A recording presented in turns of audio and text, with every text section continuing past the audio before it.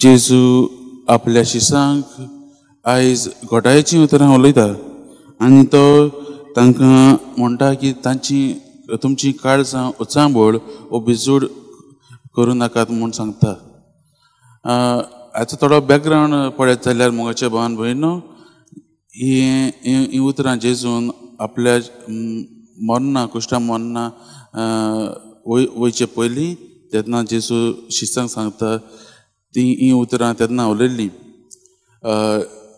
आख्खो जेन्ना शीस जेजू बरोबर आसताले आनी आख्खें जीत 3 वर्सां ते जेजू बरोबर आसले तेन्ना तांणी मोगाच्या भावान भयणो जेजूक पळयल्लो आनी ते जाणाले जेजू मसाया म्हणून. पूण तांचें चिंतप पळय दुसरे तरेचो मसाया तांचे पासून झगडटलो खरें आतां झगडून खरें मारामारी करून तसलो झगडटलो वडे मसाया तेमी चिंतलेलो आसतलो. पूण जेन्ना जेजू आपलें खरें कार्य कितें तें सांगता आनी तांकां सांगता की आपूण कुश्ट मरणांतल्यान वयतलो म्हूण ह्या शिसांचीं काळजांय उचांबळ जातात आनी ते भिवूंक लागतात. आनी ताकाच लागून मोगाच्या भावान भयणो जेजू म्हणटा की आपणाचेर विश्वास दवरात.